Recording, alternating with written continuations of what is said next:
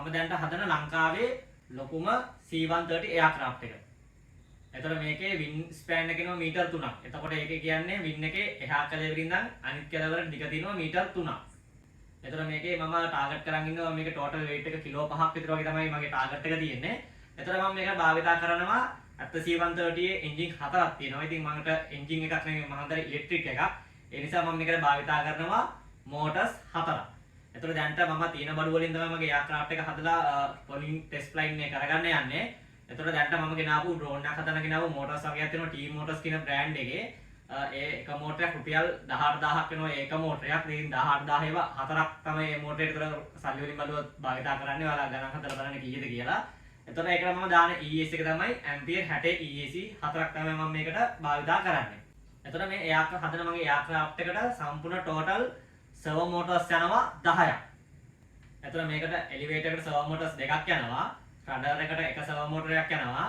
ඊට අමතරකට ඇලරෝන් එකට සර්වෝ මෝටර්ස් දෙකයි. එතකොට මේකට ෆ්ලැප් දෙකක් යනවා. ෆ්ලැප් දෙකට සර්වෝ මෝටර් 4 ගානේ සම්පූර්ණ එතන 9ක් තියෙනවා. ඒතර අමතරව ඉස්සරහා ස්ටියරින් වෙන්න රෝදෙට එතන වෙනම සර්වෝ මෝටරයක් තියෙනවා. ටෝටල් සර්වෝ මෝටර්ස් 10ක් වෙනවා මේ එයාක්‍රාෆ්ට් එකට.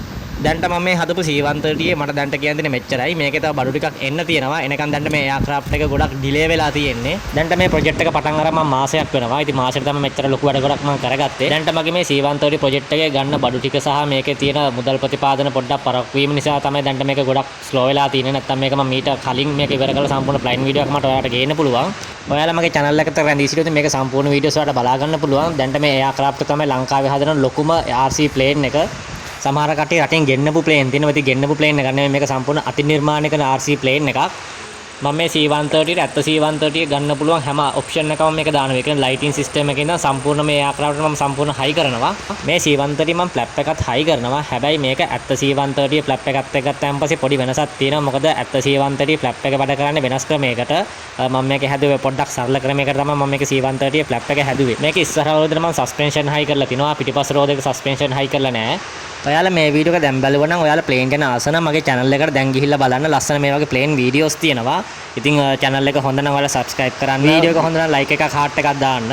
ලංකාවේ හදපු මේ ලොකුම RC C130 ප්ලේන් එකේ තව වීඩියෝකුත් එක්ක අපි ඉස්සරහට හමු වෙමු.